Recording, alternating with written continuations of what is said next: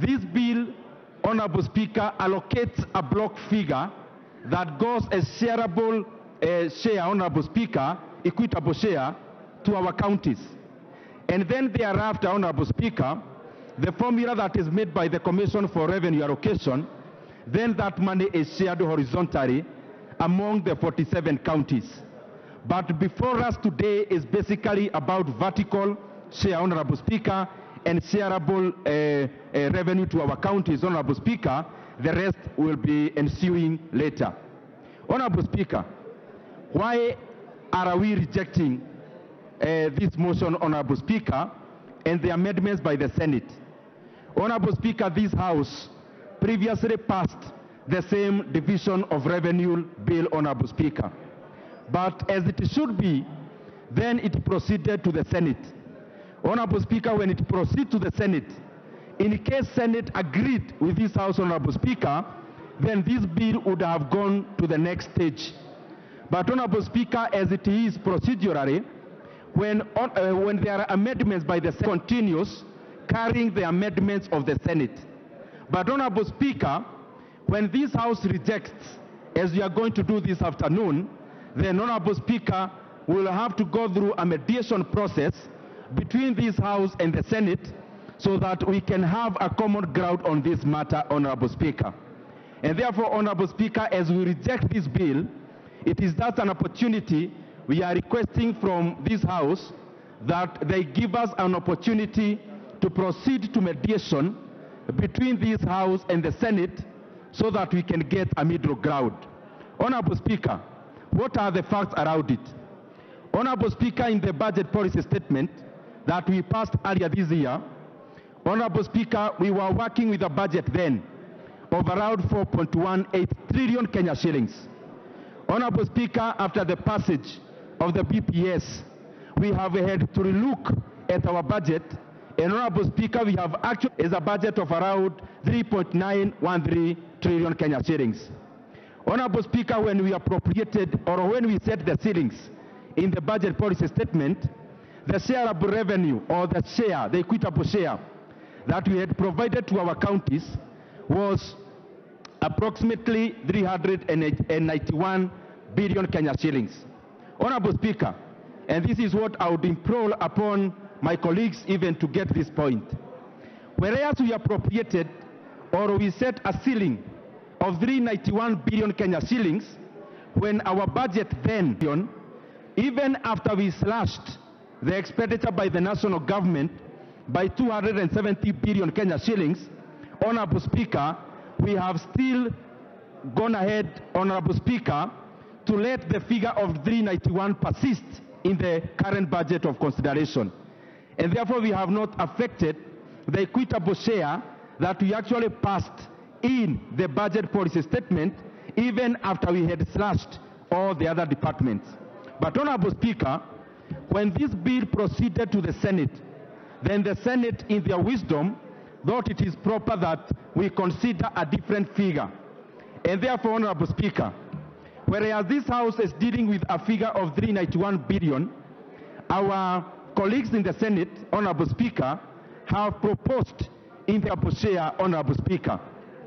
And therefore, Honorable Speaker, there is a gap of Kenya shillings 24.8 billion Kenya shillings. These are the ramifications, Honorable Speaker. We are currently dealing with a deficit to GDP ratio of 2.9%, which is actually, Honorable Speaker, a very modest and a very considerate deficit. In fact, in the region, Honorable Speaker, Kenya is the one operating on the lowest deficit to GDP ratio in terms of the estimates that we'll be debating later on in this House. And therefore, Honorable Speaker, so to say, we want to cap our deficit at 2.9%, and therefore, and above the 391 billion Kenya shillings, a certain vote has to give way. Because, Honorable Speaker, we are not dealing with an open envelope. Honorable members on my right, the consultations are too loud. Honorable Nyakundi, Honorable Karido, take your seats. Honorable Meli, we need to hear the chair. Honorable Gashagwa, Break the Kamukunji, take your seat. The members on my right, kindly maintain order. Continue, Honorable Chair. Honorable Speaker, we are dealing with a deficit to GDP ratio of 2.9%. That is why we see even the cost of borrowing is actually coming down domestically and externally. And therefore, Honorable Speaker, it is for the interest of this House and our country that even as we make the current budget, which the current division of revenue bill is a component of, that we have this in mind, Honorable Speaker, that it is proper that we know that the estimates we'll be considering are not inelastic. Honorable Speaker, we are dealing with a closed envelope. And therefore, if, Honorable Speaker, we were to consider a figure higher than the 391 billion Kenya shillings already set in the ceiling at the budget policy statement, and Honorable Speaker, it is important for this House to also know some of the considerations that are on the table. If we need to add the shareable revenue from 391 billion Kenya shillings, Honorable Speaker, the first proposal is that we slash the RMLF that is going to our counties by 10 billion shillings, Honorable Speaker. And that is the reason why the Budget and Appropriations Committee rejected the report, Honorable Speaker. Honorable Speaker, the second consideration for us to bridge the gap of the 24 billion is for us to slash NGCDF, Honorable Speaker, the shareable revenue, Honorable Speaker. If the wisdom of this House is to agree with the Senate, then we'll have no choice than to slash Kenya shillings 10 billion at the RMLF to go to the shareable revenue, Honorable Speaker. And that is one of the reasons why, the Budget and Appropriations Committee rejected. Honorable Speaker, secondly, if we were to agree with the current amendments by the Senate, we may have to slash Kenya shillings 10 billion from NGCDF to go to the shareable revenue. And Honorable Speaker, that is the second reason that the Budget and Appropriations Committee rejected those. To agree with the Budget and Appropriations Committee, we reject, Honorable Speaker, the proposed amendment by the Senate so that we proceed to the mediation so that we are able to safeguard critical areas which we have already ring-fenced, Honorable Speaker, like RMLF, like NGCDF, which we have already done already. So by this House agreeing for us to reject, we will be saying this, Honorable Speaker, that Kenya shillings 10 billion goes back to the Constituency Roads Committee in our constituencies. By rejecting, Honorable Speaker, we'll be saying no to cuts on NGCDF, Honorable Speaker, because NGCDF, or Honorable Speaker, the proposed, Honorable Speaker, if we agree with the current amendments. Honorable Speaker, I now request the very able Vice Chairperson of the Budget and Appropriations Committee, the Honorable Mary Emase, to second in rejection of these amendments. Reject. Honorable Emase, you have the floor. Thank you, Madam Speaker. Madam Speaker, Honorable Emase, other members, let us be orderly. Honorable Kawanjiko, wind up that meeting. Honorable Emase, you have the floor. Thank you, Madam Speaker, for protecting me. Madam Speaker, from the onset, I arise to second the rejection of the proposed amendment bill by the Senate, National Assembly Bill number 14, variance. National Assembly proposed the 391 billion and the Senate is proposing 415. The issue is that 10 billion difference has got to come from somewhere. Some vote has got to give way. And members, you've already heard the proposals on the table that this money may have to come from the RMLF or probably from the NGCDF. That money has got to come from somewhere if we have to top up this amount to the figure that's being proposed by the Senate. We all understand the state of the economy. We are operating within boundaries set by the BPS. So I second, Honorable Speaker. Honorable members, I therefore propose the question that the Senate Amendment to the Division of Revenue, National Assembly Bill number 14 of 2024 be now considered.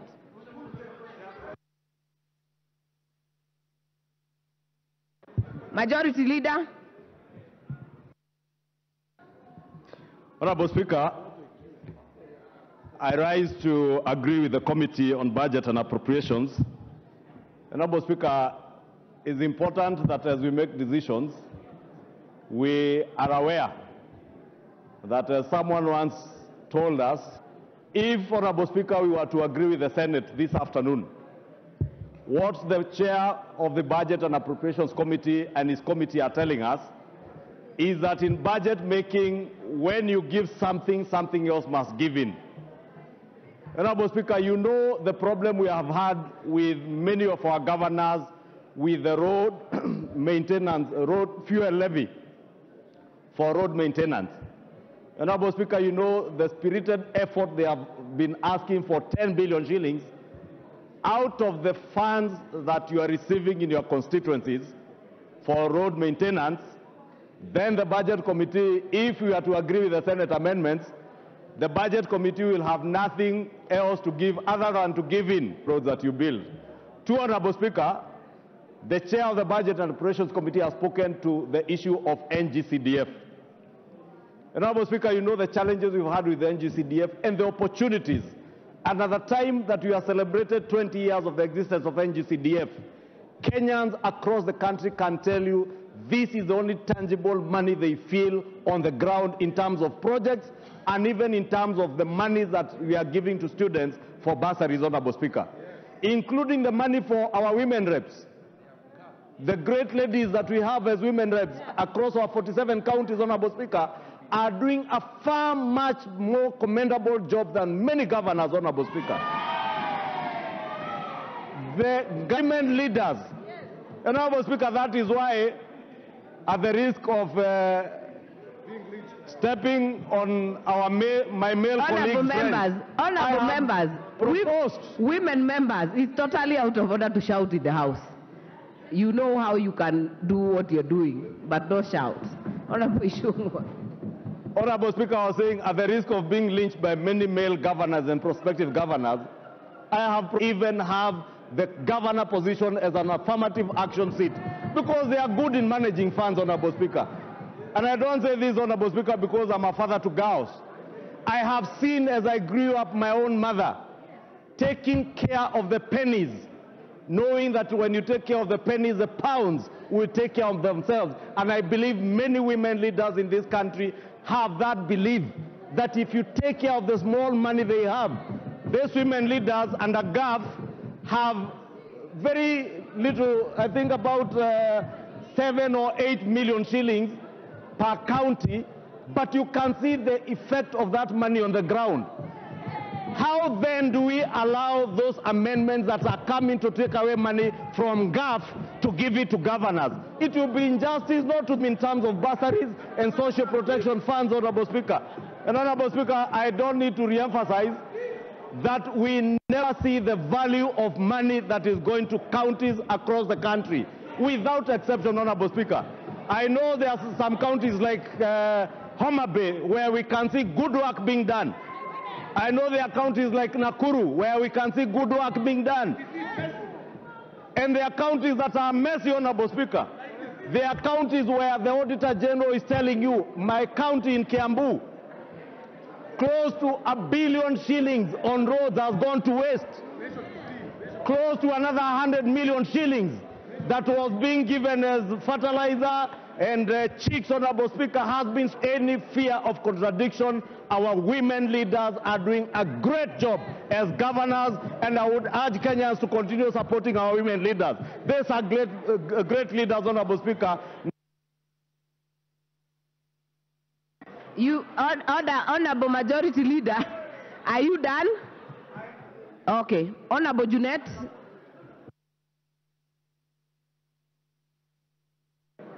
Mr. Speaker, Madam Speaker, I stand to support the amendments of the Senate, Madam Speaker. Madam Speaker, let's be honest. And let us be honest to ourselves, and let us be honest to Kenyans, Madam Speaker. Madam Speaker, some of these counties that you are seeing in this country, house to kill devolution, Madam Speaker. We must stand up because that is the only way we are going to save devolution, Madam Speaker. Madam Speaker, as you are aware, the Senate has only asked for an increment. They have never said we remove the money from NGCDF. They never said we remove from fuel levy. They never said, Madam Speaker. There are devolved functions that are being held here in Nairobi, like the health functions, like agriculture functions. Why are you keeping those monies in Nairobi here? Why don't you send those monies to the counties, Madam Speaker? That is why we have people eating now fertilizer money in this country, Madam Speaker. Why can't you send those monies to the counties? Madam Speaker, what I am saying, if Osoro might want to know what I am saying, governors, jail chief officers and all kind of people. But you cannot deny the people of Kenya who live in counties money in the pretext of corruption, Madam Speaker. There is more corruption in national government than in the counties, and nobody speaks about it, Madam Speaker. 90% of our resources remain in the national government. It doesn't remain in the counties. We are devolving less than 15% to counties, and we magnify the corruption there as though that is the only money that is in Kenya, Madam Speaker. Monies are in Nairobi. Monies are in ministries. Monies are in PSS and ministers here. That is why we are dealing with issues of fertilizer today, Madam Speaker. Madam Speaker, I want to urge this House. Let us not be used as a house to kill devolution. What is going to bring life to this country? That is how France developed, and that is how all democracies develop, Madam Speaker. Madam Speaker, I want to say this.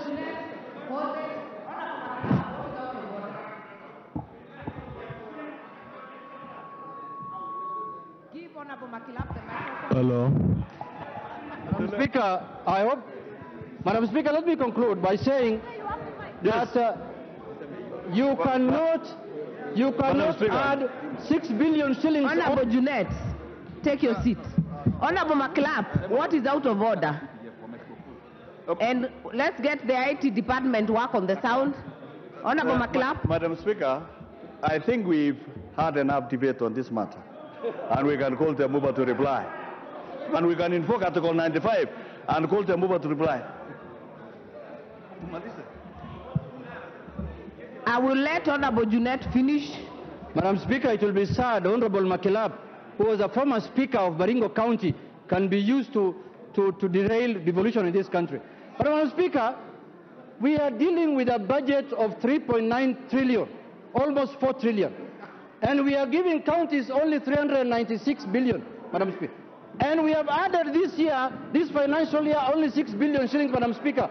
If you divide 6 billion shillings by 47 counties, every county is going to get 30 million shillings. What kind of money is that? What kind of money is that? Is that enough? If there are issues of corruption, we must deal with them. We cannot use corruption to stifle devolution, Madam Speaker. Madam Speaker, look at what's happening to devolution. Since the inception 2013, the devolution is struggling to get their required amount of money. Madam Speaker, in this House, when we are dealing with the devolution, with the division of revenue, we are supposed to divide this money vertically first between counties and national government, Madam Speaker. And Madam Speaker, if you hate your governor, that is your own problem.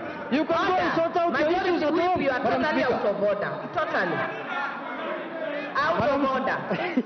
Honorable Junet, wind up. Madam Speaker, I want to tell Honorable Osoro, if you hate your governor, you can go and sort out your problems at home. What we are enjoying is the money that goes to devolution, Madam Speaker. No other money is on the ground. And the NGCDF, those two monies, county governments and CDF money, that is all, Madam Speaker. All the other monies are in the hands of people like Linturi. Thank you, Madam Speaker. Honorable members, in my own evaluation, I see there are still some interested members to speak on this motion. So I will not put the question. I will give 2 people from my right, and I will give another 2 on my left. If there is more, we will continue for a while. Honorable Mukunji, you have the floor. Thank you, Honorable Speaker. Let me start as it has come from Senate. Honorable Speaker, I want to first correct Honorable Member Junet that in his constituency he doesn't have to do work for him to be elected. He just have to say the name of a person I don't want to mention. Honorable Speaker, the Constitution of Kenya says that you only have, by Constitution, to give 15% of the revenue to the county government, Honorable Speaker. This year, Honorable Speaker, we have actually added from last year from 375 billion to 391 billion, Honorable Speaker, to the county governments. Honorable Speaker, visible compared to any other resources that come through GAF, NGCDF, and Honorable Speaker, money that is actually appropriated through CARE, Honorable Speaker. And it is unfair to continue adding these monies without seeing results, Honorable Speaker. I want to say that, Honorable Speaker, we need to actually encourage conditional grants to county governments more than giving them a budget line that is going, Honorable Speaker, to be going to their pockets and actually to salaries and remuneration and entertainment for our governors, Honorable Speaker. Honorable Speaker, we actually need to empower NGCDF and other funds, Honorable Speaker, because, Honorable Speaker, what we have done in this country themselves without the thought of our people that require resources and work to be done. Honorable Speaker, while we are discussing this, it is important for this House to critically think about empowering our county assemblies. These are people who have actually been given few coins, and we need to actually ensure what fund and their own autonomy is maintained so that, Honorable Speaker, we don't create people who can run away with the whole budget and without even thinking twice, Honorable Speaker, they can only be sought after they have done with their term. Honorable Speaker, I was reading the paper yesterday and I saw a whole page full of faces of former governors in very unscrupulous way, Honorable Speaker. And what works is what is supposed to be empowered. What doesn't work, Honorable Speaker, is not supposed to be empowered. Honorable Speaker, as the chairman of Kenya Young Parliamentarians, I want to reject in totality the bill, and we need to go to mediation so that we can give governors what is supposed to be given to them. Honorable Speaker, I reject. Thank you. Minority Leader. Honorable Speaker, thank you very much. And I want to join my colleagues in supporting the motion. And Honorable Speaker, from the outset, I want to say that I agree in totality with the Senate in their proposed amendments to the division of revenue. It is a noble man and a very good student of economics and finance. What the Senate amendments are saying in very simple and layman language is that in our own calculations, the counties need much more than what you have allocated them. That increase this money from 396 billion to 415 billion shillings. The Senate is not telling us that remove money from NGCDF, remove money from road maintenance levy, whatever. The Senate is simply saying that the counties require much more than your 3.9 trillion Kenya shillings to look around and find out where can we get this extra money and reallocate to the counties. That is a plain, simple language that the Senate is actually communicating. Honorable Speaker, I am one of those people who would be totally opposed to removing money from NGCDF. I am also one of those people who will be totally opposed to interfering with the road maintenance levy fund. Honorable Speaker, we know that the counties are dealing with very, very critical functions that go to the heart of the common person at the grassroots. The counties are in charge of agriculture. The counties are in charge of health. The counties are in charge of water. The counties are in charge of social services. the counties are in just deal with, that we must confront, is the fact that we were able to devolve functions. We were able to divide these functions without actually doing proper costing of the functions. The end result is that counties have been given functions which they are unable to perform, Honorable Speaker. Counties have been given functions without the requisite funds to manage those functions. It is a duty, it is a historic duty of this House to right those wrongs. The only way to right those wrongs is to be reasonable, is to be sensible, is to address these issues objectively. Honorable Speaker, my own layman still be way below what the county governments need. Honorable Speaker, in the fullness of time, we must actually find that the county governments require much more money. Honorable Speaker, I'll be proposing that after this current budget cycle, we agree as a House to perhaps constitute a select committee, a special committee, to look at this whole aspect, this whole issue of functions and their costing. Honorable Speaker, unless we do that, we shall continue to starve counties of the monies they need to implement, to perform the functions that they have been accorded, Honorable Speaker. And therefore, Honorable Speaker, this is a no-brainer. I want to plead to my colleague. Honorable members, you'll give me some time. I said I'll give 2 from my right and 2 from my left. I have given 1 each. I'll now give the majority whip.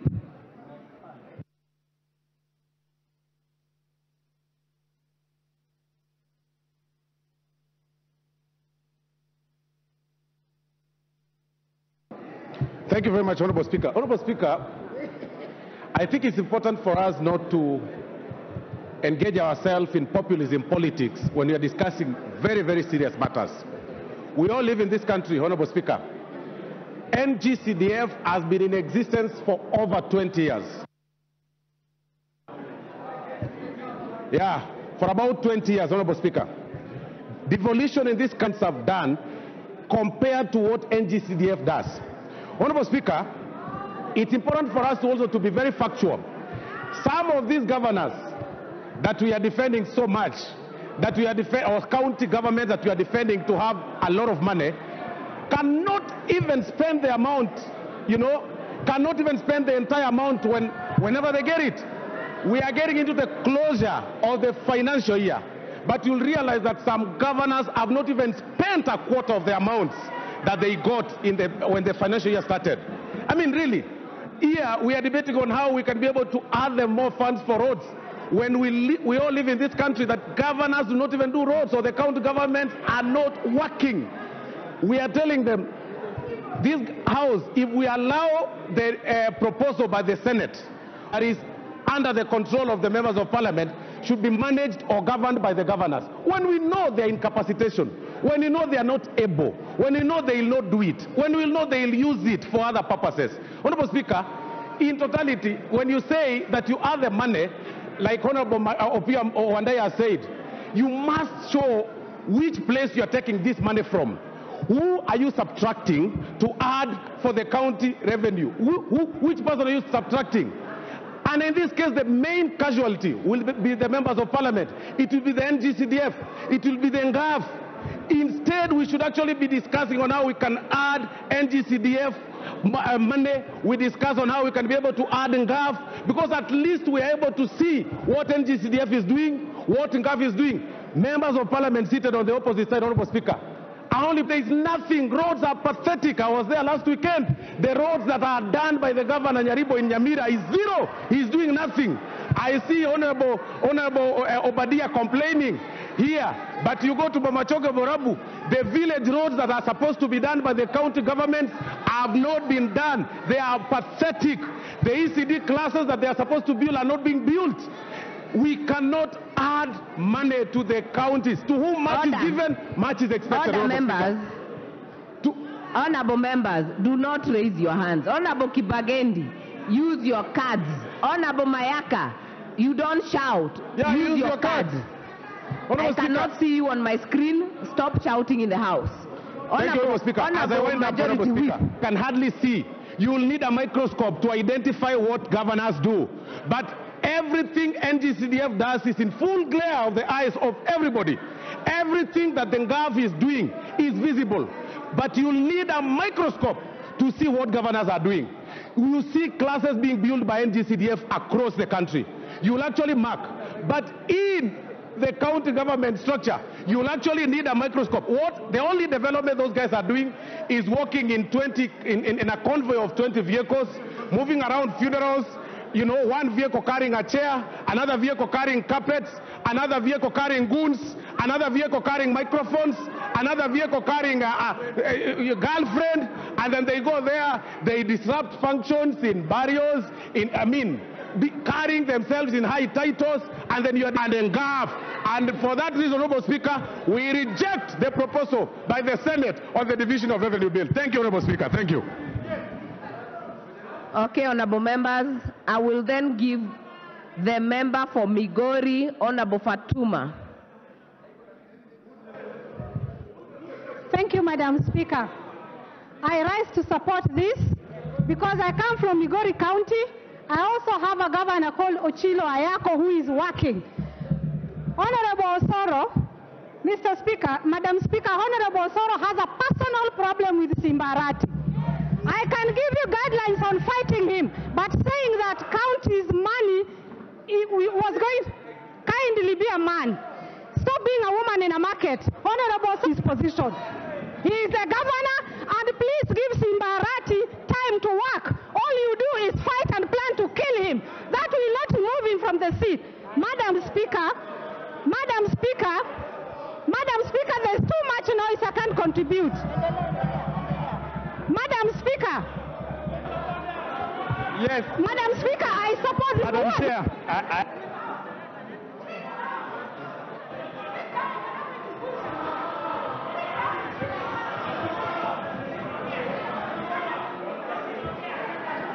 You are not on microphone. Order, members. Order, members.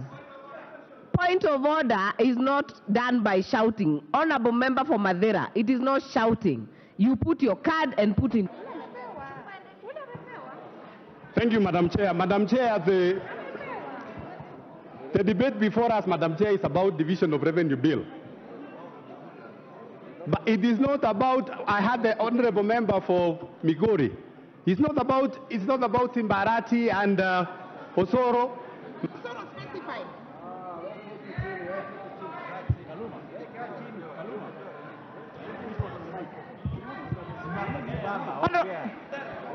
Madam Speaker, I was just asking if the member is in order to discuss people who are not in this House and also to stick to the relevance of the debate in the House. Who is killing who? And who is killing who, Madam Chair? Because she made some unsubstantiated claims. Honorable Fatuma, did you make unsubstantiated? No, I didn't. No, Madam Speaker. Order, members. Madam I am Speaker, addressing Honorable Fatuma. Yes, Madam Speaker. I did not make such statement, but he was shouting back, and he was shouting about Simbarati, so I answered him back. I only said what he said in my own words, in my voice. But he knows what I'm talking about, Madam Speaker. Kindly allow me to contribute. Madam Speaker, I think the other side is blackmailing the other MPs. I don't see anywhere where the senator said that the money will be taken from NCDF or NGAF. So let us be honest. You have cheated Kenyans and Madam Speaker. Members on my right also maintain decorum. Honorable Fatuma, continue. Madam Speaker, I'm very relevant because I listened to the two speakers from the other side, what they said. And they said that NGAF is working well, NCDF is working well. My point is this. I agree 100% that NCDF is working well and GAF, but I don't see anywhere in that bill where they have stated that money will be taken from this other kitty. So the Kenyans are watching. Let us be honest with Kenyans. We can't continue blackmailing Kenyans anymore. Counties need more money. We have seen many things that were not in other counties. Madam Speaker, I would like to bring to this House that not everybody voted for this government. And we are known that a government that you never... So we cannot blackmail here and talk of NCDF. Look But Honorable Osoro, when I talk of those statements like killing because of his behavior, he behaved so badly, like a first timer who never even went to school. We went to school, let us behave like people went to school. Arati will win whether you like it or not. Madam Speaker, Order. Honorable members, we do not make aspersions to one another in this house. Honorable members, as I had promised, we will do two on my right side and two on the minority side. Then I will put the question.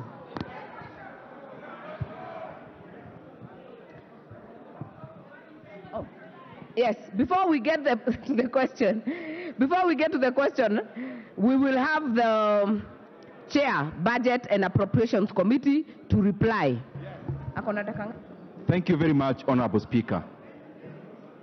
And I actually rise to agree with all the members who have had a contribution to make this afternoon. I agree with the members on the right side of the Speaker, and I also agree with the members on the left side of the Speaker. I agree with the Majority Leader as much as I...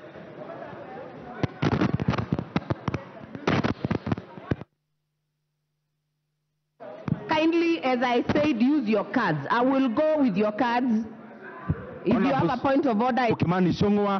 As much as I agree with the Minority Leader, Honorable Opio, Honorable Speaker, I agree with Honorable Osoro as much as I agree with Honorable Junet. Member for Suba North, what is out of order?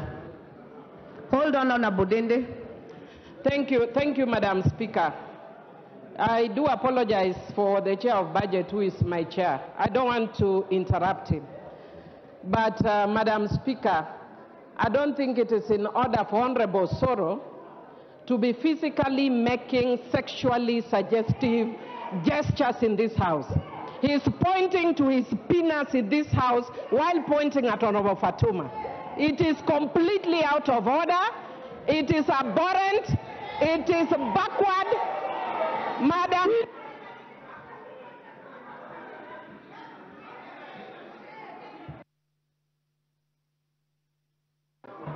Order, Honorable Millie. Honorable Majority Whip is not the one on the floor. If it is something out of order, it has to be something the Honorable Member for Kiharo is doing. Or so continue, Honorable Member for Kiharo. Okay. Honorable Speaker.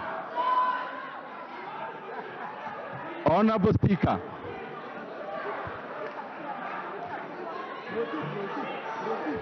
Honorable Speaker. No. Honorable Speaker. Honorable Member for Suba North. I know you are never ashamed of your sexuality, but I don't think we have gotten to that point. Honorable Millie. So let's allow Member for Kiharo to finish. Finish your reply, Honorable Member for Kiharo. Speaker, I thank you very much. Honorable Speaker, I'll take very short time, so I request members, if it's possible, we can listen to each other. Honorable Speaker, I have listened to all the members in this house this afternoon, and I actually agree with all of them. I agree with the Majority Leader, Honorable Ishongwa, at the same breath as I agree with Honorable Opio Junet, as much as I agree Honorable Fatuma, as much as I agree with Honorable Mokoji and all the others. The reason for saying that, Honorable Speaker, there are some things that are without any doubt. That number one, this House supports devolution, as it was said by Honorable Junet. Just for the record purpose, ourselves on the right side, we support devolution as much as the right side, Honorable Speaker. This money goes to our counties, and we want our counties to develop. Honorable Speaker, we also have governors who are doing a good job, Honorable Speaker, including across the country, Honorable Speaker. Honorable Speaker, this is the only departure point, that the amount of money we are considering is limited.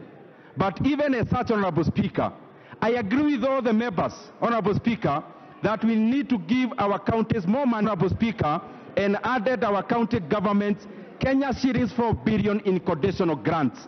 Honorable Speaker, the money that is already there, it was not touched, Honorable Speaker. Honorable Speaker, it is the same reason, Honorable Speaker, as was stated by Honorable Junet, as was stated by Honorable Fatuma, Honorable Speaker, that our counties need more money. That is the same reason, Honorable Speaker, we were able to increase the monies going to our counties horizontally from Kenya shillings 375 billion to 381 billion Kenya shillings. Honorable Speaker, even beyond the constitutional threshold of 15%, the current consideration is actually 24%, Honorable Speaker. And therefore we agree our counties need more money. It is the same way, Honorable Speaker, that we agree in that, Honorable Speaker. The only thing I beseech honorable members that we consider that when we are dealing with a static deficit of 2.9%, we are dealing with a closed envelope. In that closed envelope, Honorable Speaker, if you want to increase monies in the shareable revenue, Honorable Speaker, the equitable share, then something has to give way. And Honorable Speaker, the low-lying fruit across this debate, because it is not new, I want members to listen to me carefully, Honorable Speaker. If there are motions that we bring as budget committee, which we are almost indifferent, it is like this one. Whichever way the House votes, the budget, and you see some cuts in other areas, Honorable Speaker, will only be fulfilling your vote of today. So when we vote to increase money from 391 to 415, the budget committee is indifferent, Honorable Speaker, because you are your servants. But Honorable Speaker, where we target most as the government, as parliament, is where there has been increments. If you look at the budget policy statement, which areas had increments, Honorable Speaker? One area that had an increment, and therefore is a low-lying fruit, is 50 million shillings for electricity to every constituency. The second low-lying fruit is NGCDF, which we added 8 billion. The other, Honorable Speaker, is RMLF. That is why I request this House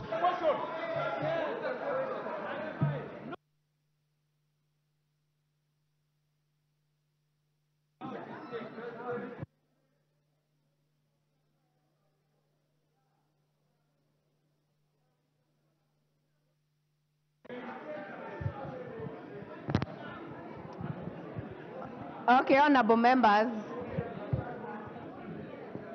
Honorable members. Honorable members. I therefore put the question that the Senate amendments to the Division of Revenue Bill, National Bill number 14 of 2024, be now considered. As many as are of that opinion say aye.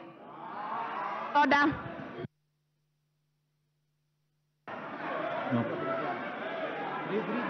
Order number 11, motion ratification of the multilateral convention to implement tax treaty-related measures to prevent base erosion and profit shifting MLI. Mover to reply.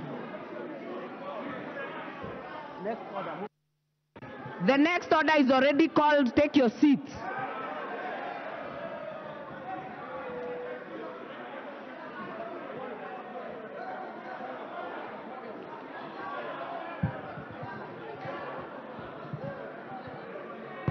Honorable members, the next motion, there was a typo on the order paper. We'll have the mover reply. The chairperson, departmental committee on. Honorable Kuria Kimani, are you in the house? Honorable Speaker, I want to thank all the members that contributed on this robust conversation on the ratification of the multilateral convention to implement tax treaty-related measures to prevent base erosion and profit shifting. And Honorable Speaker, this is one of the avenues that we're looking forward. We really discourage repatriation of a lot of hard-earned incomes that goes to other countries through tax planning, base erosion, and profit shifting. I want to thank the members who contributed to this discussion that gave us very, very good insights on this particular multilateral tax treaties. And you're hoping that moving forward, therefore, Kenya now will not just be more marketable for incomes that are generated in this country, Honorable Speaker. And with that, I beg to second. Honorable members, I therefore put the question that this House adopts the report of the Departmental Committee on Finance and National Planning on its consideration of the multilateral convention to implement tax treaty-related measures to prevent base erosion and profit shifting, laid on the table of the House on Tuesday, 30th April 2024. Order. Order, members. And pursuant to the provisions of Section 8.4 of the Treaty Making and Ratification Act 2012, approves the ratification of the Multilateral Convention to implement tax treaty-related measures to prevent base erosion and profit shifting, subject to reserved procedure. As many as are of that opinion say aye. Aye. As many as are of a contrary opinion say nay. The ayes have it. Forward.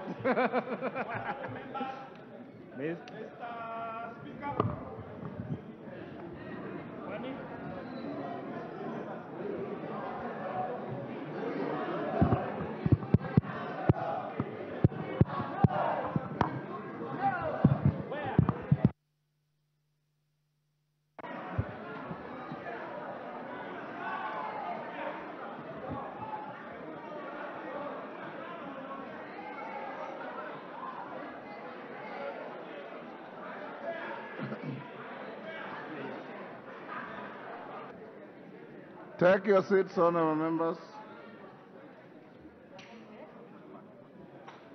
Order, honorable members. Following your passage of the motion at order number 10, take your seats. Order, honorable members, take your seats. Take your seats.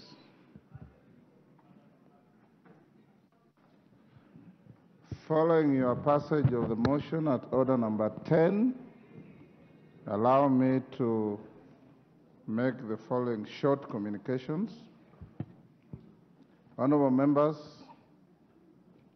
this is a message from the Senate that pursuant to the provision of Standing Order 41.1, appointment of senators to a mediation committee. The message conveys that pursuant to Article 113 of the Constitution, the Speaker of the Senate has appointed senators to a mediation committee to consider the Water Amendment Bill, National Assembly Bill number 33 of 2023. Honorable members, the following senators have been appointed to the said committee. Honorable Senator John Matthew Muhia MP, Senator Dr. Steve Lutebesi Lelegwe MP, Honorable Senator Wahome Wamatinga MP, Honorable Senator Mariam Shehomar MP, Honorable Senator Jones Mwashushe Mwa, Senator Beatrice Akinyi Ogola MP.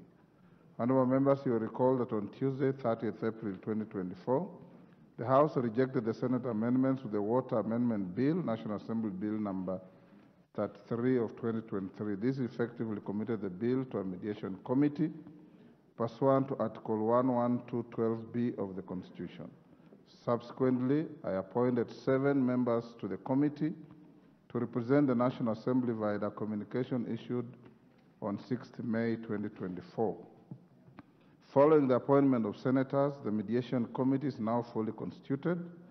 As contemplated under Article 113 of the Constitution, I therefore call upon the committee to expeditiously consider the respective bill and submit a version of the bill for consideration by the Houses of under Article 1134 of the Constitution to ensure the bicameral process is concluded. I thank you.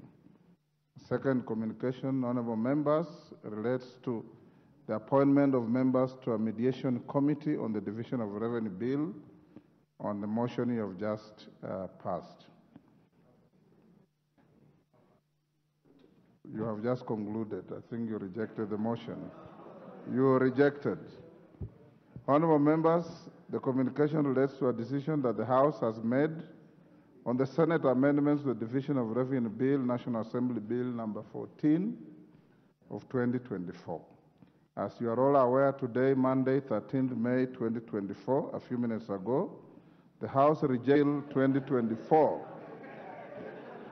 This decision, honorable members, consequently remits the bill to a mediation committee in accordance with Article 112 of the Constitution and Standing Order 149.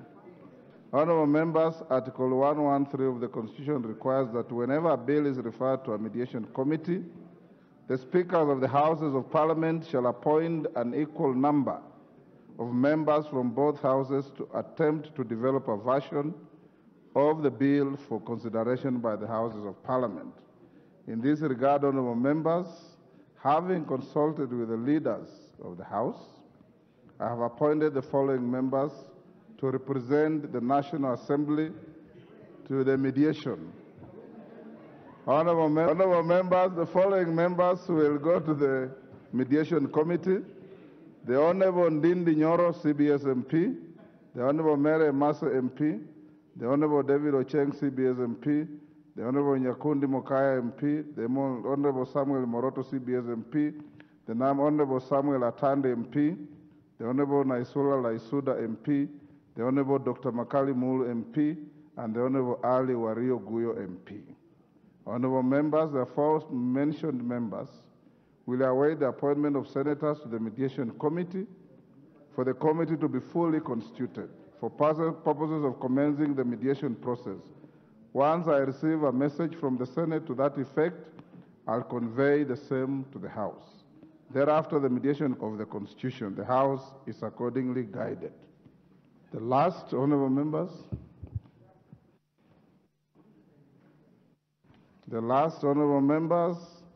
I wish to recognize members from the County Assembly of Meru sitting in the gallery, Speaker's Gallery. I'm told order. The delegation comprises 7 members of the County Assembly, led by the Speaker of the Assembly, the Honourable Ayub Bundi Solomon. They are welcome to observe the proceedings of the House. We now go back to order number 5. I have scanned through the report of the committee. I have approved the same, and I now invite the chair of the committee to table the report. Order number 5, papers.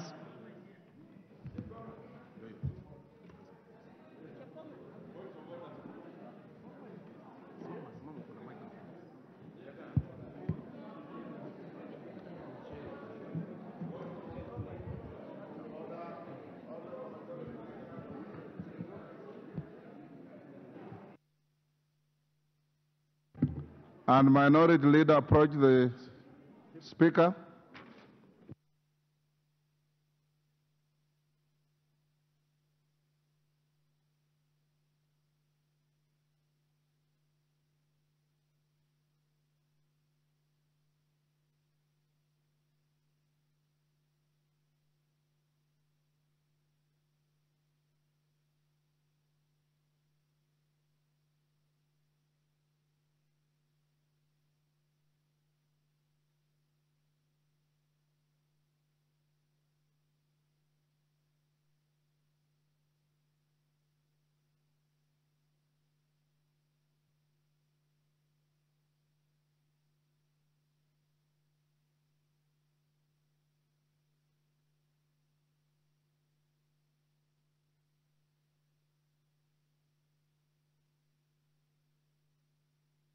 Okay, call out order number 5. Order number 5, papers. Honorable Naomi Wako. Honorable Speaker, I beg to lay the following papers on the table of the House today, Monday, 13th May 2024. Thank you. Report of the Select Committee on the proposed dismissal of the... Thank you. I lay, Honorable Speaker. Honorable Naomi Wako, I'll give you 3 to 5 minutes to brief the House on the content of your report. Thank you, Honorable Speaker. Hold your horses, Honorable Otienda Molo. You already raised a point of order that I'll come to. You remember I told you. Let her finish first. Thank you, Honorable Speaker. The Select Committee was mandated to investigate the allegation against the Cabinet Secretary as contained in the resolution of House and table its report within 10 days. The report, Honorable Speaker, the committee had the opportunity to sit and we were able to allow all the parties to present itself and we gave equal opportunity. Honorable Speaker, in concluding the hearing, the committee was guided by the provision of Article 152 of the Constitution and Standing Orders 64 and 66. On Friday, 10th May 2024, the sponsor of the motion and the Cabinet Secretary made their closing statement to the committee. The closing statement marked the end of the hearing proceedings. Speaker, Standing Order 199 provides that a report of committee shall be adopted by a majority of the members. The committee adopted its report on Monday, 13th. Today, 4 members of the committee dissented and made their opinion known before the committee. The dissenting opinion is attached to the report of the committee. Honorable Speaker, the Select Committee wishes to thank the Office of the Speaker of the National Assembly and the Clerk of the National Assembly for the support extended to the committee in the execution, Honorable Wanami, and also the Cabinet Secretary. Finally, I wish to express my appreciation to the honorable members of the committee and the committee secretariat who sat for long hours. Honorable Naomi Wako, just conclude by telling the House what is the finding of your committee. Honorable Speaker, the committee, in its report, the committee made the following findings of allegation against the Cabinet Secretary for Agriculture and Livestock.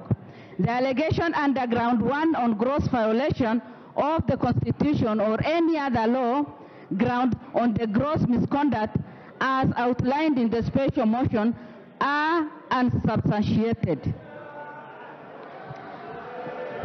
The committee...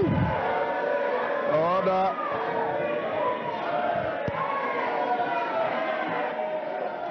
Order, honorable members. Order. Order, order. Order. Wanjala, order. Order, honorable members. Order, Hillary, take your seat. Order, Hillary, take your seat. Honorable members, as you know, the Select Committee, being an ad hoc committee in nature, the Select Committee now stands dissolved. 2, under Article 152 of the Constitution, as was read to you by the Honorable Otienda Molo and myself, Sub-Article 9A, if the committee finds that the allegations are not substantiated, no further proceedings shall be taken. 2, being oblivious of the enormity of the matter and having consulted with the majority and minority leaders, I'll give the floor to 4 members on this side, including 4 members plus the minority leader. I'll give 4 members. When the Speaker is on his feet, order, honorable members, order. Honorable Junet Mohammed, I want to caution you and everybody thinking like you that this is not a matrimonial court. This is a house of parliament, and I will not entertain any extraneous issues. Be advised. So I will allow 4 on this side plus the majority leader, 4 on this side plus the minority leader. Let me hear the point of order by Otienda Molo. I will also hear you. Thank you, Mr. Speaker. Mr. Speaker, I thank you for those directions. I rise under Standing Order 90 as read with Standing Order 107(1)(e) in terms of conflict of interest. Mr. Speaker, as a member of this House and as a lawyer, I have spoken and interacted with some of the members of the Select Committee. And a disclosure has been made to me that questions and alleges impropriety and misconduct by some members of the committee.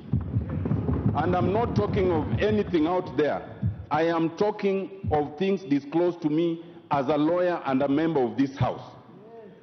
In that event, Mr. Speaker, it is necessary legally, because in the event that there's any truth in it, they need to vitiate the entire report. It would result in the report being a nullity and this House restarting the process. So I need your direction, Mr. Speaker, because I believe that in that event, it would not even be right to discuss the report. It is a preliminary matter to dispel any such suspicions as required by the Constitution and by our standing orders, Mr. Speaker. Thank you. Honorable Otienda Molo, Standing Order 87, Standing Order 91, and the ones you have quoted, enjoins you on the following. 1, responsibility to respect your colleagues at whatever level, at any rate, in any event. 3, in the event you have evidence to discuss any member, which is your absolute right under the standing orders and the Constitution, you come by way of motion. You cannot, and you know it, you are a senior lawyer. I'm your senior, but you are also a senior lawyer. You cannot cast aspersions against your colleagues without a specific motion against any one of them or several of order. Against any one of them or any 2 or 3 of them. That there was impropriety, there is evidence, and in the absence of a motion, I want to encourage you to set the trend and the example as the leading lawyer in this House, that doing anything different is out of order. Marian Kaitani, what is your point of order? Thank you, Honorable Speaker. I stand under Standing Order number 184 regarding advance mention of a member. When the proceedings of this particular motion were going on, I was adversely mentioned by the Honorable CS to the effect that I was even the sponsor of this motion, and I requested, Honorable Speaker, almost the whole proceeding when the Honorable CS was giving out his dissent. And because I was not given that opportunity, accorded that opportunity, I therefore request, Honorable Speaker, that anything that was mentioned regarding me be expunged from the report. I thank you, Honorable Speaker.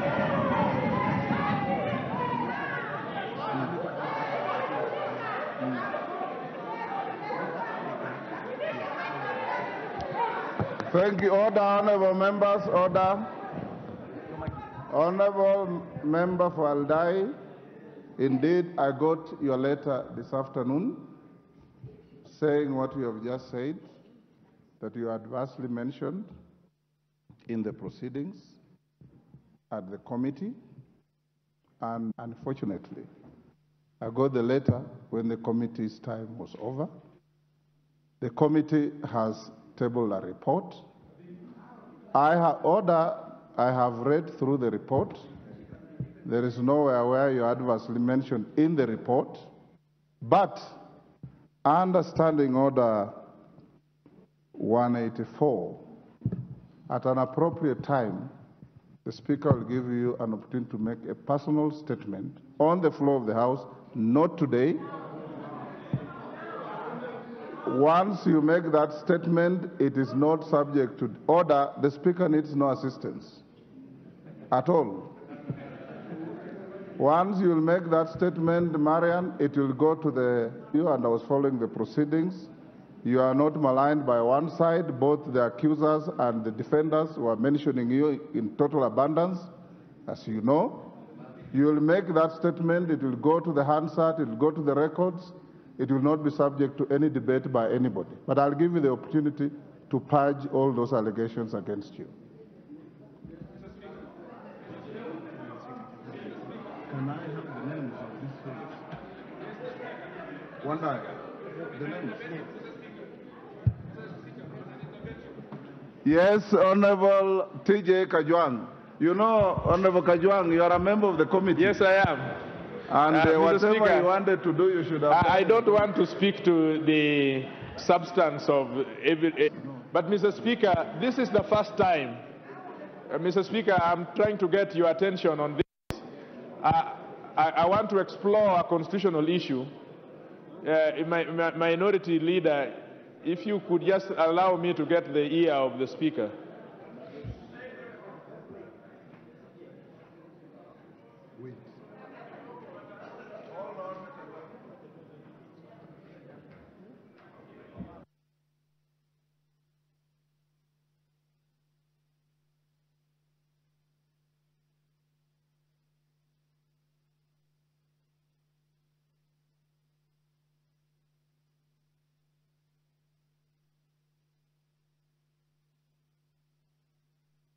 The Honorable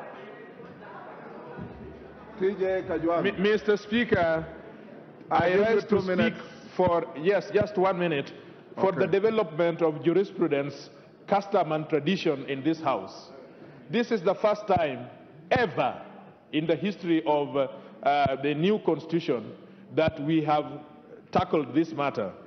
The other House has been lucky that in many occasions they have handled such matters.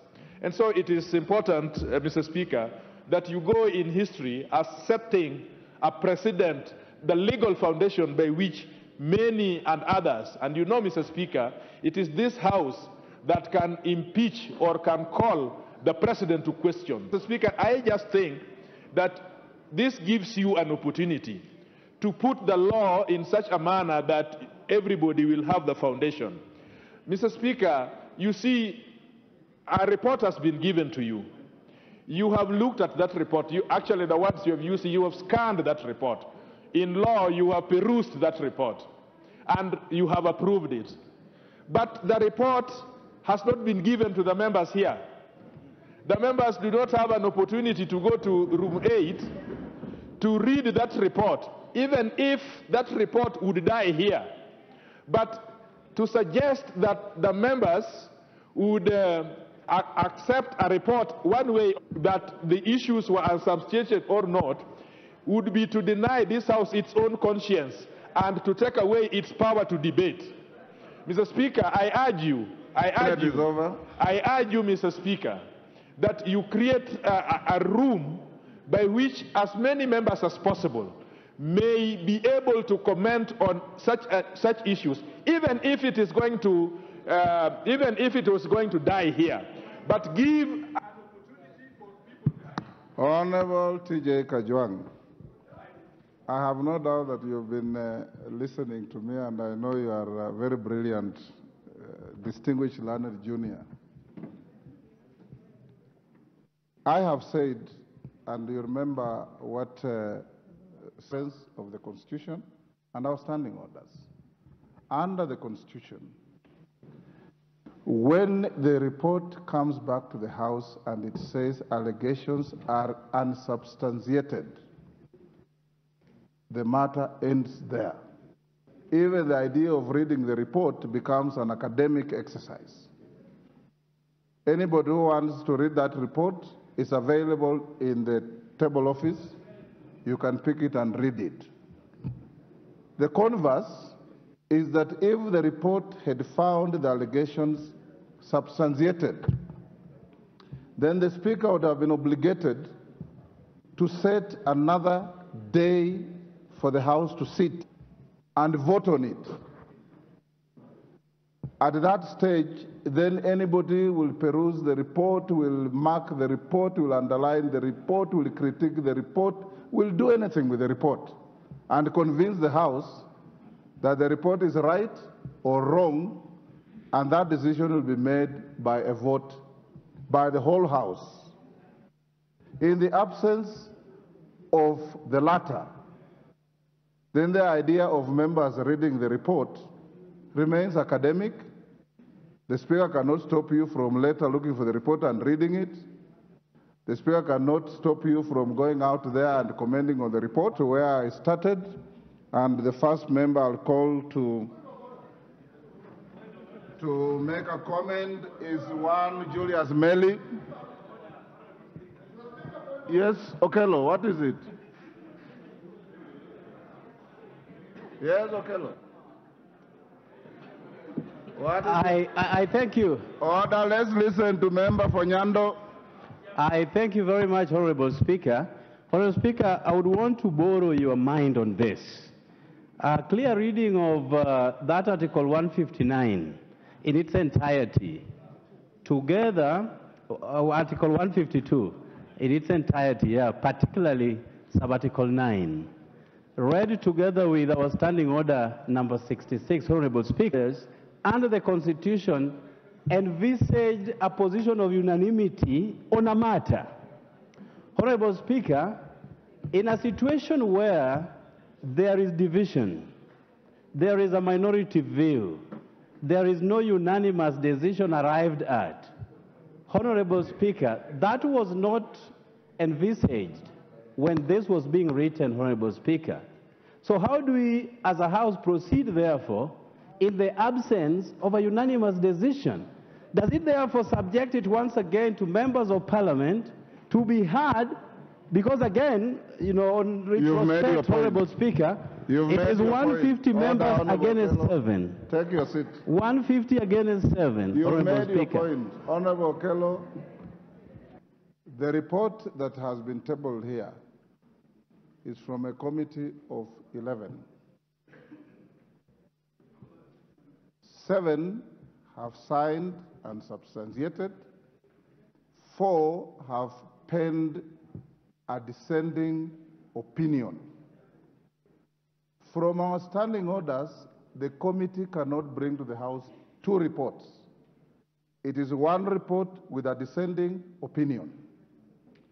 It remains 1 report. 2, there is no provision in the standing orders or in the Constitution that requires that such a report must carry total unanimity. It only talks of majority. My wisdom, I think I've discharged it to you. Yes, Wanjala. Wanjala, what is your point of order? And mention the standing order that you are relying on. That's what every member has been doing. Yeah, Mr. Speaker, I know you are biased against me, and I'm not talking. Mr. Speaker, what is standing order are you relying on? I don't want to indulge in the issue of what the report is all about. But the standing order 159 that allows this motion to come in. Mr. Speaker, I have been in this House and you have been in this House. These motions, Mr. Speaker. And Mr. Speaker, I watched them on the TV. Which standing order did you say? 159? It has no relevance to what you are saying whatsoever. So take your seat. Yes, Sunguli? Order, honorable members. Order, honorable Wanjala. You've had your bite erroneously.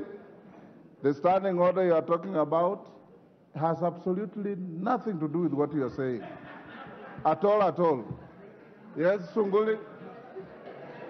Mr. Speaker, I know that you are quite faithful to the... I don't know whether, Mr. Speaker, you can... Yes. And it's not for nothing, because you and I were in the original committee that actually established these standing orders. And you know, Mr. Speaker, that was in the 90s. And don't you think, because you sit in the committee that actually rectifies standing orders, don't you think that it is time you move that this kind of standing order be amended so that we do not leave the authority of Parliament in the hands of very few people, especially in such a very grave matter?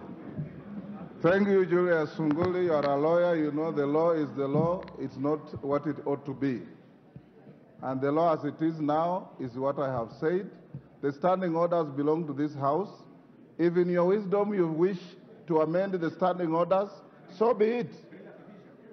It is not the Speaker to amend the standing orders. If the House wants to amend, have been amended several times to where they are today, and you can amend them as you wish. Now let me, honorable members, allow a few members to make comments, then we go to some other business. I'll start with the Honorable Opio and I. Each member has 3 minutes. The Honorable Speaker. 3 minutes. Is it? Huh?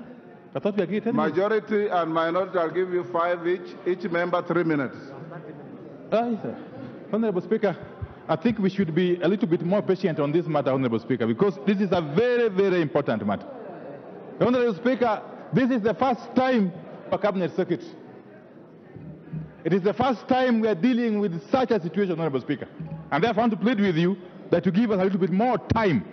Honorable Speaker, I want to start from where Honorable Kelo left, very, very quickly. Honorable Speaker, I don't think it was the intention of the framers of our Constitution, 2010, that a decision of this House would be countermanded by a group of 7 people. Honorable Speaker, when we took a vote on this matter last Thursday, a whole 149 members of this House voted overwhelmingly to impeach Cabinet Secretary Mithika Linturi.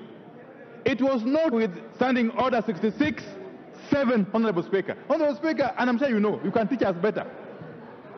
There is a danger in this idea of literally interpreting the law. I'm sure you know better than me of the Berryman case of 1946. Honorable Speaker, a purposive interpretation of the law would actually lead us to the conclusion that the decision of that select committee should have been subjected to validation of the whole House. Having said that, Honorable Speaker, there's a higher moral responsibility, Honorable Speaker, on the part of the Cabinet Secretary. In a vote of 149 against 36, I don't think this matter should have even gone up to the select committee stage.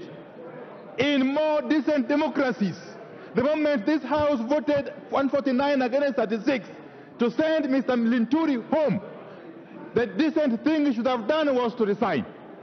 Failure to resign, we would have expected the appointing authority to sack him, Honorable Speaker. Those two have not happened. Honorable Speaker, we are now back here today. We are back here today to continue from where we left last Thursday.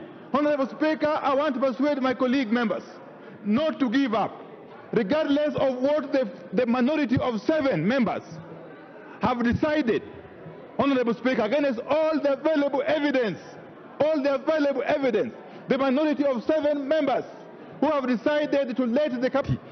Honorable Speaker, I dare say that following the vote of last Thursday of 149 against 36, this House will be in its rightful place to resolve not to have any dealings with the Cabinet Secretary Mithika Linturi.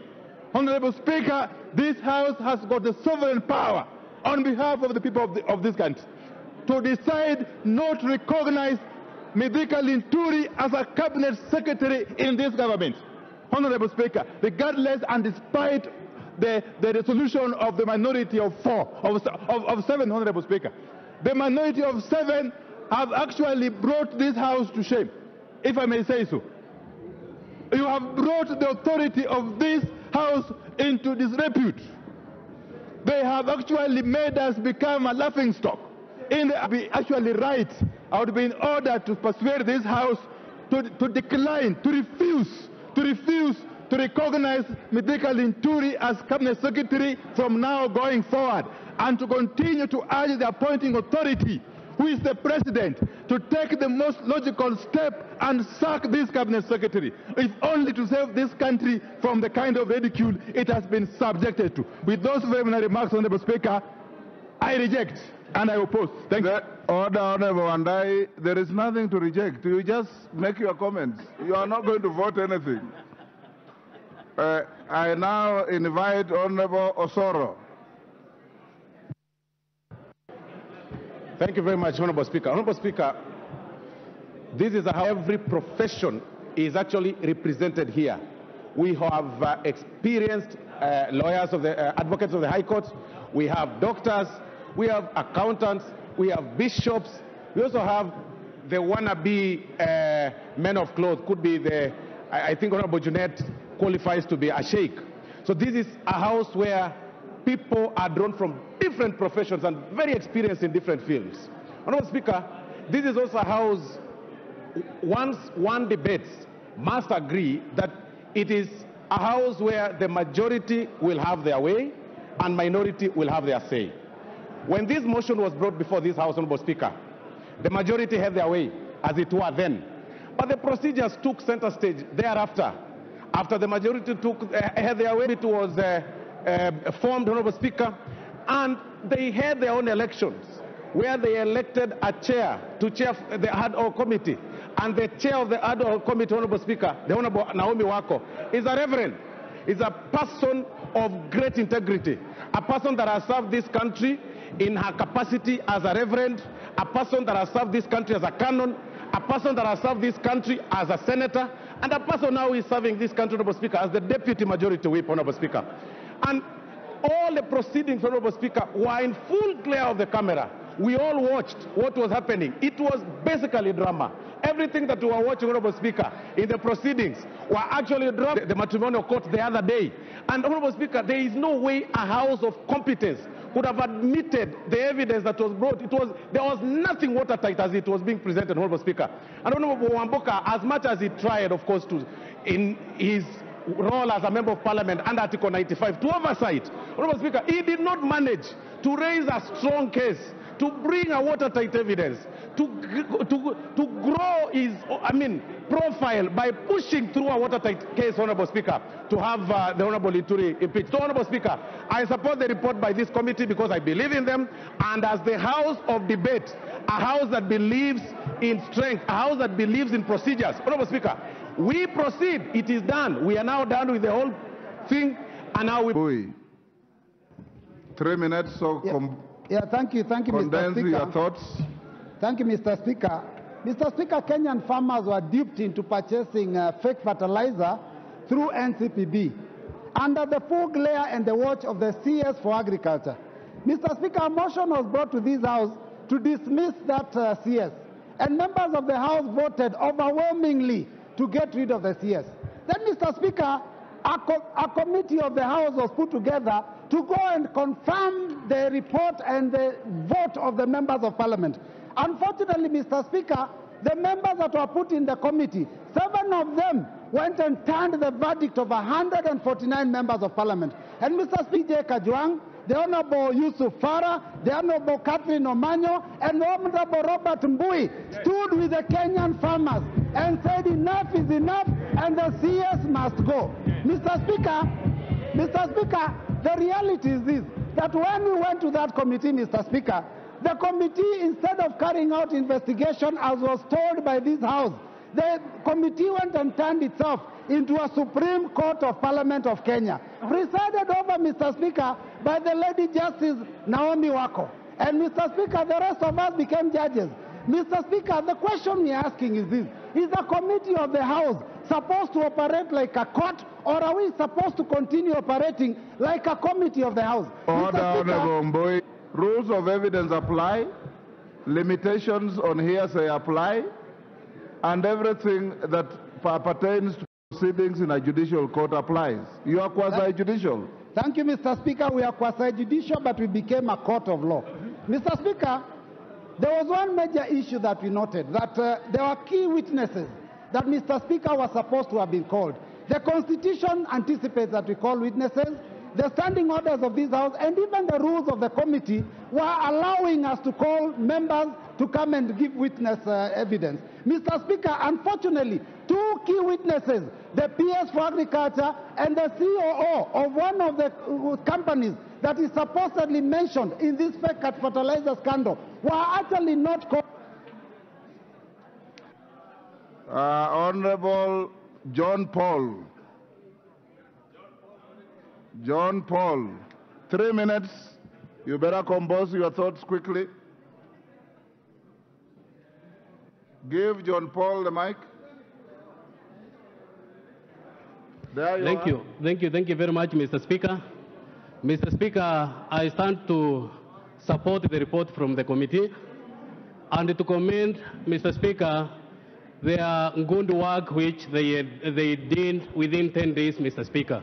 It is commendable that within 10 days, Mr. Speaker, the committee was able to gather evidence and to interrogate both the parties, Mr. Speaker. And today, Mr. Speaker, is clean, Mr. Speaker. And Mr. Speaker, I urge members, when the motions such as this, Mr. Speaker, is brought before this House, Mr. Speaker, it's good for any member who is bringing such motion, Mr. Speaker, of impeachment to do due diligence, Mr. Speaker, and gather enough evidence, Mr. Speaker, which can get maybe the minister with the mistake which, Mr. Speaker, they already seen the years. So, Mr. Speaker, this committee consisted of the competent members, Mr. Speaker, who are capable of it, Mr. Speaker, that the CS is clean. Mr. Speaker, it should also be noted that when impeachment motion is brought in this House, it should not be brought, Mr. Speaker, with perception that maybe because maybe a person has a bad name or maybe the look of that person, Mr. Speaker, that person maybe qualifies to be impeached. So my advice to the CS Agriculture, Mr. Speaker, is that it should stand firm, do work to the Kenyans, Mr. Speaker, so that the Kenyans can have enough food, Mr. Speaker. The work he is doing currently is doing good. Thank you, Mr. Speaker. And thank you, Honorable Speaker. Honorable Speaker, I also stand here to express my complete disappointment that 7 honorable members averted the will of so many other members of this House. And Honorable Speaker, I am actually really disappointed on behalf of the farmers of not only Nyamira but the whole of Kenya. Honorable Speaker, Article 153 of our Constitution is very clear that the CS is accountable individually and collectively to the President of this country, and in so doing, Honorable Speaker, it also says that the Honorable CS is stopped from not taking accountability when anything goes wrong in his ministry. Honorable Speaker, I watched the proceedings of the committee, and one of the things that really caught my eye is when the CS proudly demonstrated to the committee of the positive things that he has done for that particular ministry.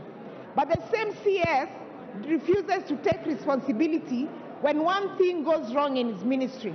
Honorable Speaker, if you look at Article 201 of our Constitution, it clearly says that public money shall be spent prudently and responsibly. It does not make sense, therefore, Honorable Speaker, why money that was allocated to one particular part of the department was reallocated to NCPD and therefore used in a manner that was not prudent. I do not understand, therefore, Honorable Speaker, how the select committee, the 7 of them, decided that this of our constitution is very clear, good quality. Honorable Speaker, the CS in his admission said that out of the 3 million bags, that only 3,000 bags were actually for a fault like that. Because, Honorable Speaker, what if this particular... Your time is up, Honorable Mayaka. Dr. Mutunga.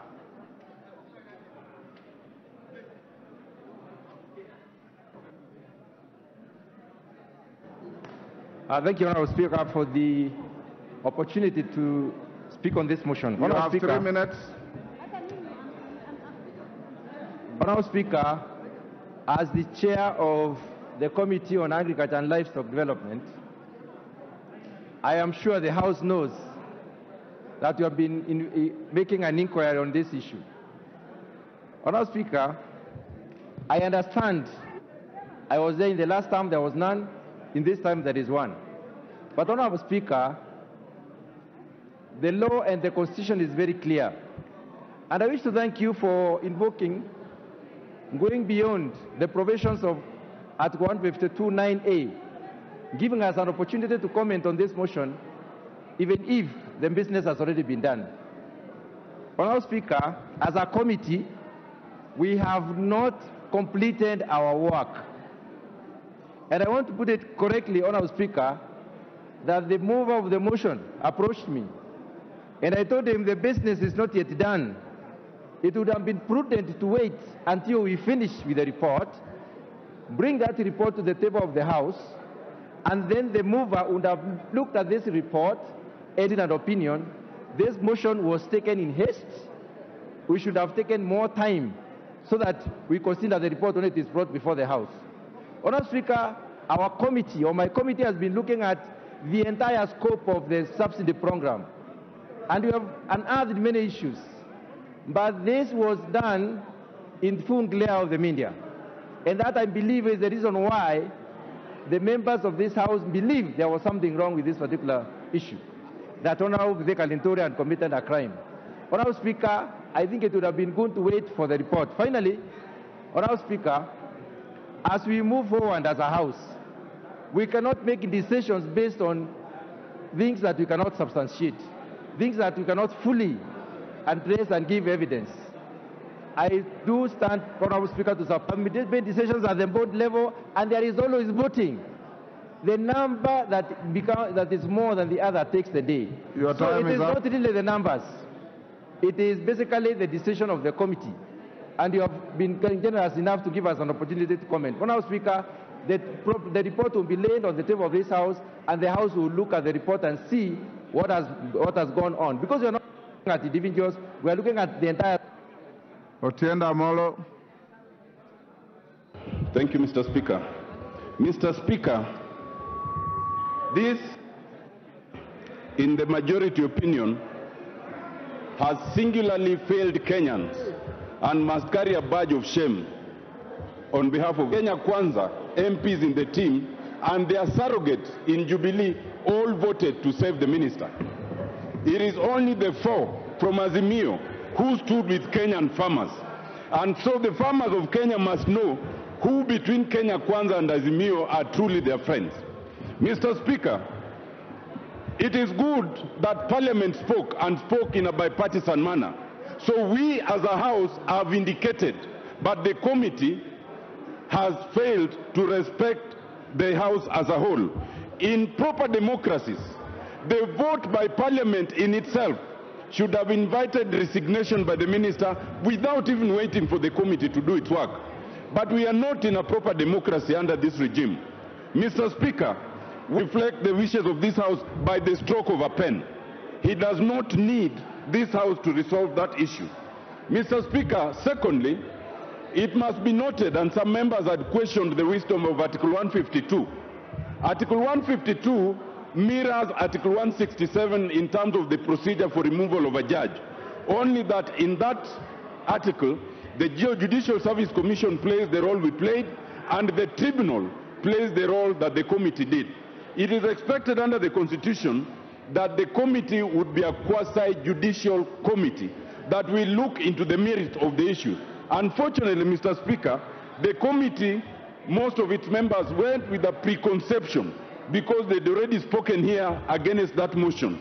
And instead of therefore exercising independence of mind, they went with such a motion as he did in this case. Number two, Mr. Speaker, the mover should be the one to suggest the names of those constituting the select committee. And more importantly, number three, Mr. Speaker, we should ensure that the members are knowledgeable, they have integrity, and they are independent. Thank you, Mr. Speaker. Thank you, Honorable Tenda Molo. Rindikiri. Thank you, Mr. Speaker. You have 3 minutes. I like to support the verdict that has been passed by the Select Committee led by their chairman, Madam Waku. Mr. Speaker, I want to remind this House, every year we celebrate what is called crucifixion of Jesus. And they said, let's release Barnabas. Mr. Speaker, what we are hearing now is people calling for crucifixion of Jesus and saying release Barnabas. Mr. Speaker, we cannot pretend as a House. I am very saddened to hear the Vice Chair of this committee, a man of respect and a mentor, disowning the sittings. Mr. Speaker, Mr. Vice Chairman sat for that committee for 3 days, including the report lighting, and at no single time did he withdrew from the position of vice chairmanship. Mr. Speaker, the decision of the chair and the decision of the dictate terms as what the president of this republic should do. Mr. Speaker, Mithika Linturi cannot be sacrificed for doing what is good. Mr. Speaker, Mithika Linturi did not say these 3 charges be brought against him. Mr. Speaker, the mover, first of all, he totally failed to prove the case himself. The failure of this, the failure of the mover of the motion, he brought matters that he could not even himself substantiate. He went ahead to call for evidence support, calling the PS, calling the MD of Care Chemicals. Mr. Speaker, he was looking for evidence. He should have sought for good evidence before proceeding to bring the motion. Mr. Speaker, it is a shame to play for the public gallery to sacrifice one person who has a track record of good performance in this country. And Mr. Speaker, we shall not listen to the public. We shall listen to the rules of this parliament. I thank you, Mr. Speaker. Thank you. Junaid Mohammed. Yes.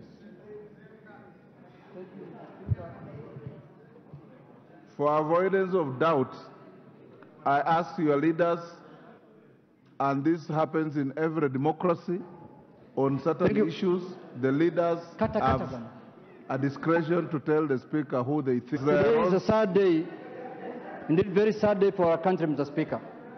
Mr. Speaker, it is for sure that this was not the expectations of the Kenyan people today.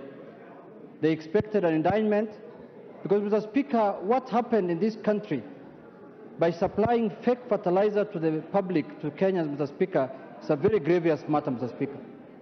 And for us to exonerate a cabinet minister who presided over that, Mr. Speaker, is also a very, very sad thing, Mr. Speaker.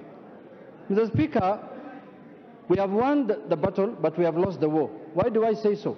Since the inception, Mr. Speaker, of the new constitution, this is the first time an impeachment of a cabinet minister went through the second stage.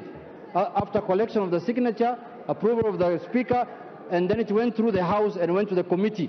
I remember in the earlier 2 parliaments, Mr. Speaker, it never, who remains a hero, Mr. Speaker, in this country for taking the initiative to save the Kenyan farmers, Mr. Speaker. If you watched, because the proceedings were live on TV, Mr. Speaker, what Honorable Linturi was talking about, instead of telling Kenyans how fake fertilizers found itself in the market, he talked about the famous episode, the soap opera of his love gone bad, Mr. Speaker, with the Honorable Keitany. Mr. Speaker, if we continue like this, then in the national holidays, when people are given honors, Mr. Speaker, We should add corruption as one of the honors that is awarded, Mr. Speaker. Corruption should now become a badge of honor in this country, Mr. Speaker. How can this House preside over a committee report that has turned the wheel of 304 impeached? Now, it is now the responsibility of the appointing authority to sack that minister as early as this afternoon, Mr. Speaker. Lastly, Mr. Speaker, if we were in mature democracy, this cabinet secretary will have resigned long time ago, Mr. Speaker. He will not have been in office by now. He will have left the office, and because he has no moral authority to serve Kenyans anymore, Mr. Speaker. Mr. Speaker, this parliament cannot be used as a rubber stamp, the way I see it happening today. If the fake fertilizer thing has gone the way it is going today, then fake medicine will go through, fake water will go through, fake everything in this country, and the people who are going to suffer in this country, Mr. Speaker, is the Kenyan people, Mr. Speaker. If we were elected, and this is not what the Suna East people today expected. Ichungwa, give him 2 seconds. Mr. Speaker, when I saw the constitution of the committee that was done by the majority leader, the 7 members from his side, I knew this is an exercise in futility. I knew the matter is dead on arrival. I could see the faces there. I know them. I have been in this corridor. I have been in this parliament long enough. I have operated in this corridor of this parliament. I knew this fait accompli. No report, nothing useful will come out of the committee. Thank you very much. I submit to the Speaker. Kimani Ichungwa. Thank you, Honorable Speaker. And I hear what the leader of the minority whip is saying. And it is true, Honorable Speaker, that if you committee, you would know then that impeachment of a cabinet secretary is not a matter that you vote and make a decision based on emotions. It's also not a matter that you decide based on whether you like somebody or you dislike them, or whether they answer your calls or reply to your texts. It is a matter that is based on the law. Honorable Speaker, the preliminary objections you had from the Honorable Otiende Amolo and the leader of minority speaks volumes to the issues that I was speaking to here last week. That one, we sought to impeach a cabinet secretary without duly considering the provisions of Article 152 of our Constitution, and especially so Article 152(7). Of the motion, the Honorable Amboka, that if I were him, I would have been patient to allow conclusion, a logical conclusion of the inquiry by a committee of this House under the leadership of Honorable Mutunga, the Committee on Agriculture, that I would have been patient to allow investigative agencies to investigate and see if there's culpability on either the cabinet secretary or any other public officer before proposing an impeachment motion. Honorable Speaker, this report, as you said, it is good for academics. And it is important that all the 349 secretaries can never be anchored on our feelings, our emotions, and whether we like somebody or dislike them. That we must ensure any time you want to impeach a cabinet secretary or a public official, it is based on what is provided for in law. Was there particularity in the allegations in that motion? I submitted, the Honorable Speaker, last week that the motion was laden with generalities and newspaper articles, and therefore would never have passed the test of time if you subjected it to the provisions of the Constitution, our own standing orders, and indeed precedents that has been set by courts of law. And I pointed out the famous Wambora cases, because Governor Wambora, Honorable Speaker, you remember, is a lesson to learn for us as a House. If we propose motions to impeach cabinet secretaries for the sake of it, we will make this House extremely impotent. We will become impotent because we are acting at the whim of the moment. We are not patient to get substantive issues that can truly impeach a cabinet secretary. I look forward to a day, Honorable Speaker, that under the provision of our 2010 Constitution, we will offer meaningful oversight over cabinet secretaries, that we shall take our work seriously as a House, And we make sure, Honorable Speaker, that if we do an inquiry like we were doing, Honorable Speaker, we base all our, we will be able to internalize the reasons as to why those who say that all the allegations are not substantiated, the reasons and the reasoning behind it. Honorable Speaker, I know there are those who have expressed their minority opinion. And Honorable Speaker, I had a brief look at that report, and it is all based again on emotions and what they want to say are perceptions. Honorable Speaker, the drafters of our Constitution, including the Honorable Tiende Amolo, who drafted this Constitution, should have then considered putting either under our values the question of perceptions, our national values, or probably part of the reasons under Article 152. Our laws, our Constitution, our standing orders do not offer us an opportunity to impeach a cabinet secretary or any other public officer on the basis of perceptions. You may perceive somebody as dislikable, Honorable Speaker. You may perceive somebody as arrogant or as corrupt, but that is not provided for in the Constitution and in our laws. We are the lawmakers. We are the first people who should be the first defenders. Thank you, Honorable Speaker. I was saying, Honorable Speaker, we swear by the Bible and the Holy Quran when we take oath of office to defend the Constitution and the laws of this Republic, Honorable Speaker. If the Honorable Junet Mohammed gets the opportunity to serve as a cabinet secretary, I will not seek to impeach him on the basis of my perceptions that are not objective at all. That I will seek to impeach the Honorable Junet on the basis of his performance and that which is provided for under our Constitution. Honorable Speaker, it is easy to speak to the gallery, to speak to the media, Honorable Speaker, because the media are saying this and that. I have seen lawyers saying that members of parliament, if the 11, somebody tweeted that the 11 members times 5 million shillings is the basis on which this motion will be decided, Honorable Speaker. And it's a very senior counsel in this country, Honorable Speaker, would be speaking to issues, Honorable Speaker, that any Kenyan who was watching the deliberations of this committee under the full glare of the public, of the media, Honorable Speaker, there was nothing that could be substantiated. The Honorable Amboka could not substantiate anything, Honorable Speaker. And therefore, as I commend the Honorable Amboka for his fortitude and temerity even to be able to push through a motion he knew was dead on arrival, since he could not substantiate, it was based on newspaper cuttings and all the other rumors you hear in town, Honorable Speaker. At least he had the fortitude to push it on to the end. Honorable Amboka, please next time I would urge you, let us stick to what is provided for by our standing orders, our own laws, and the abuse the provisions of our Constitution to just collect signatures and sign signatures and push, Honorable Speaker, in an attempt maybe to blackmail or intimidate cabinet secretaries.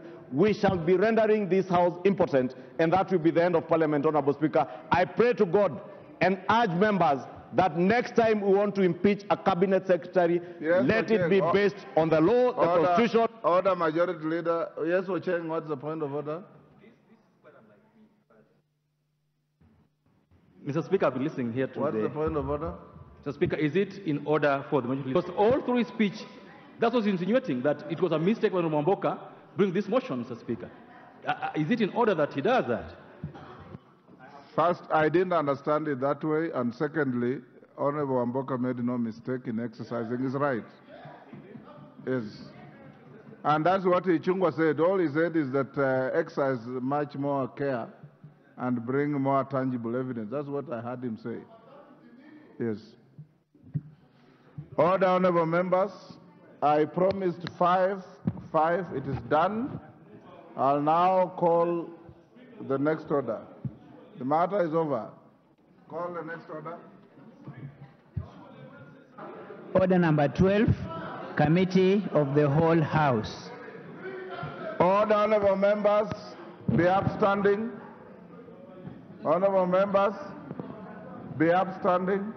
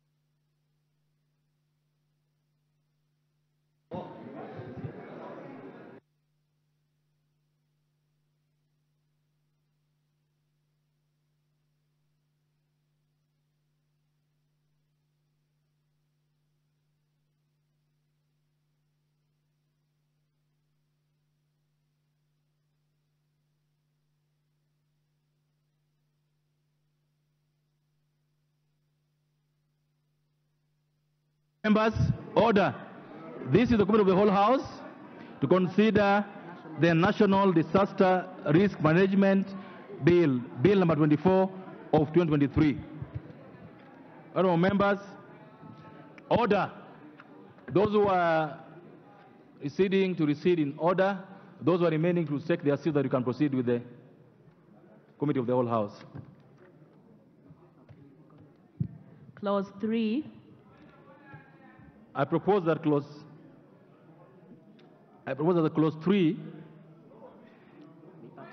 3 be part of the bill. On clause 3, go ahead.